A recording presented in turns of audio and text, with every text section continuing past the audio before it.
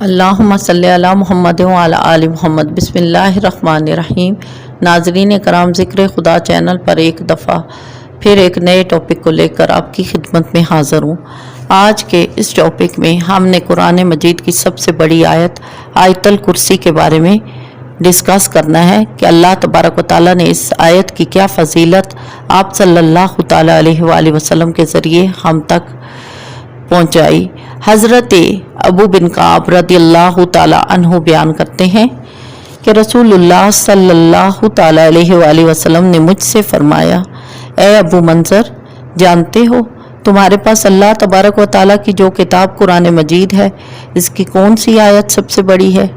اس پر وہ فرماتے ہیں کہ میں نے عرض کیا، یا رسول اللہ صلی اللہ تعالیٰ علیہ وآلہ وسلم، اللہ اور اس کے رسول کو زیادہ معلوم ہے۔ اس پر آپ صلی اللہ تعالیٰ علیہ وآلہ وسلم نے ان سے ارشاد فرمایا، اے ابو منظر، کیا تمہیں معلوم ہے کہ تمہارے پاس اللہ تبارک و تعالیٰ کی جو کتاب ہے، اس کی سب سے بڑی آیت کون سی ہے؟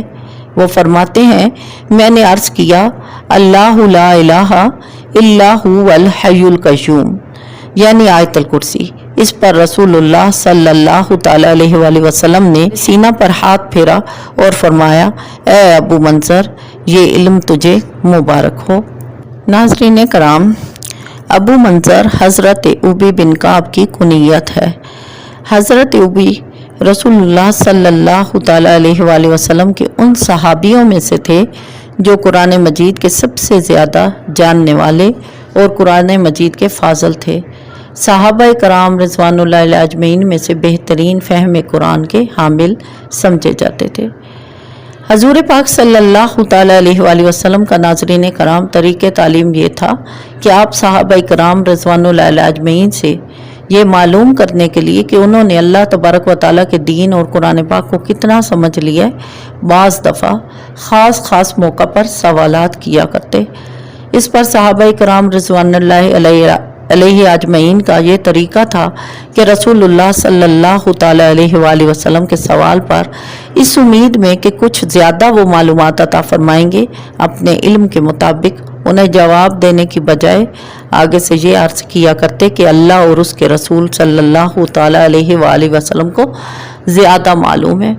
اور اس کے پیچھے ان کی وجہ یہ ہوتی کہ رسول اللہ صلی اللہ تعالیٰ علیہ وآلہ وسلم خود بات کریں اور انہیں اور زیادہ علم سے نواز دیں۔ صحابہ کرام کو مزید علم سیکھنے کا شوق رہتا۔ اس پر وہ یہ عرض کرتے کہ اللہ و رسول عالم۔ رسول اللہ صلی اللہ تعالیٰ علیہ وآلہ وسلم بھی یہ جملہ بولا کرتے اس وقت جب انہیں یہ معلوم ہوتا کہ اس کے بارے میں وہ صحابہ کو اور زیادہ سکھانا چاہتے ہیں۔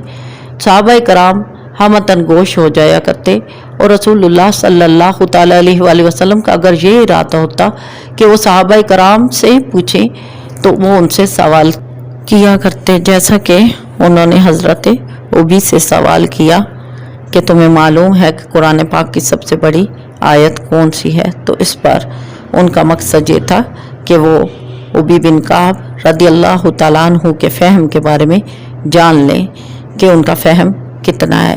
اس لیے آپ صلی اللہ تعالیٰ علیہ وآلہ وسلم نے ان سے سوال کیا اور اس پر انہوں نے عرض بھی کیا کہ سب سے بڑی آیت آیت الکرسی ہے۔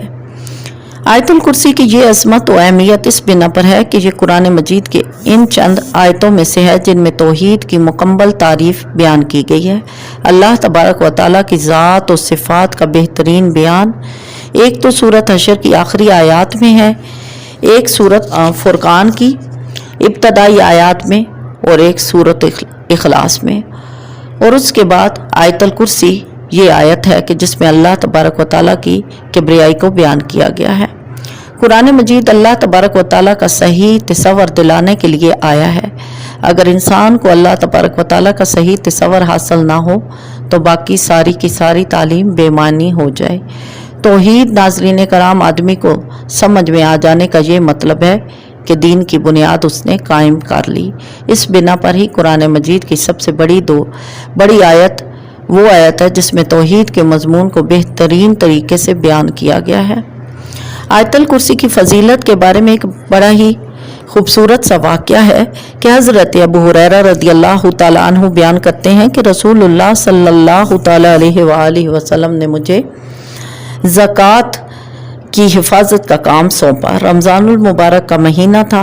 बस एक रात एक आने वाला आया और वो इसे गल्ले वगैरह को समेटने लगा जो वहाँ जमा था।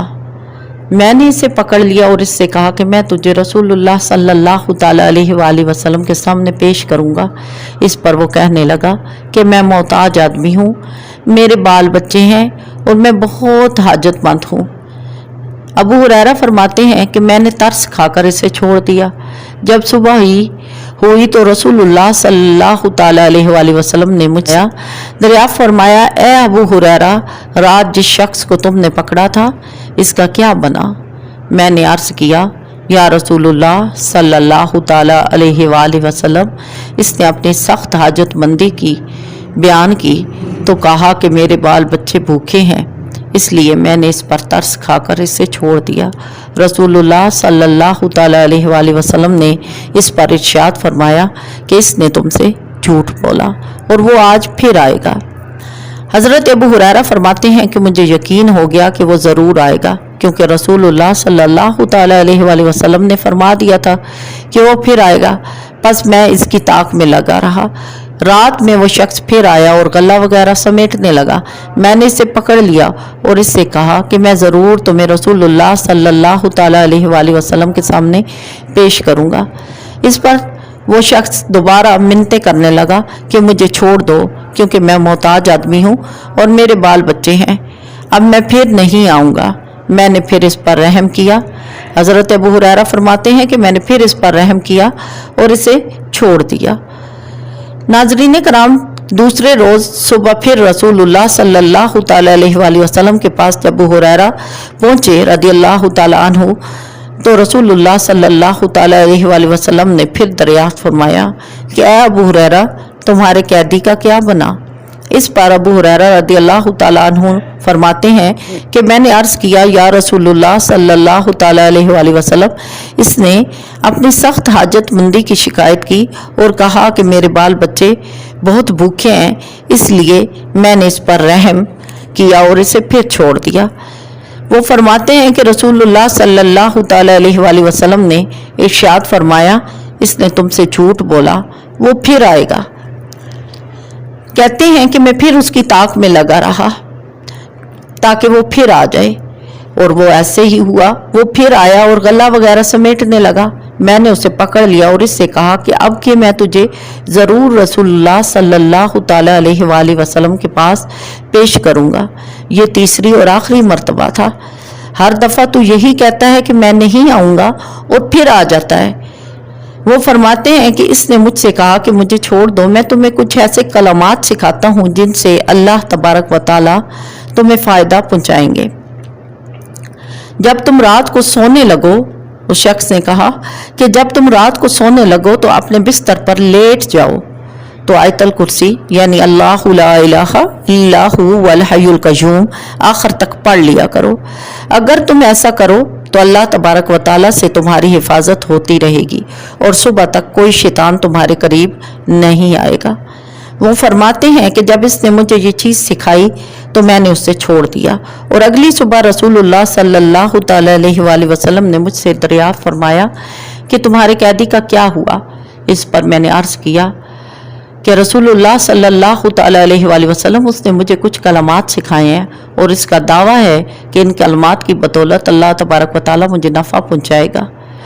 वो फरमाते हैं कि रसूलुल्लाह सल्लल्लाहु ताला अलैहि वसल्लम ने फरमाया, ये बात तो उसने सच्ची कही मगर वो है नहायत ही झूठा। तुम्हें मालूम है कि 3 रातों तक तुम किससे मुखातिब थे? अबू हुरैरा रज़ियल्लाहु ताला अन्हु फरमाते हैं कि मैंने अर्ज़ किया कि या रसूलुल्लाह सल्लल्लाहु ताला अलैहि वसल्लम, मैं नहीं जानता। हजूर पाक सल्लल्लाहु ताला अलैहि वसल्लम ने इरशाद फरमाया कि वो शैतान था। नाज़रीन कराम, ज़कात रमज़ान मुबारक में खाने पीने का सामान और गल्ला और ऐसी चीज़ें हैं जो नबी करीम सल्लल्लाहु अलैहि वसल्लम के ज़माने में तकसीम की खातर रखे जाते थे और इसकी हिफाजत के लिए ये एक नुस्ख़ा कीमिया बताया। इसी तरह से ہم بھی اس سے بہت سارے فوائد حاصل کر سکتے ہیں کہ اگر ہم اپنے مال پر آیت الکرسی پڑھ کے پھونک مار دیں تو انشاءاللہ عز و جل وہ کبھی بھی چوری نہیں ہوگا اور نہ ہی اس میں سے کبھی بھی کوئی اٹھا سکے گا۔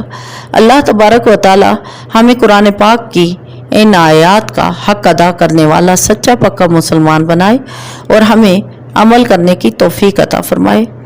صلی اللہ تعالی علی محمد صلی اللہ علیہ وآلہ وسلم۔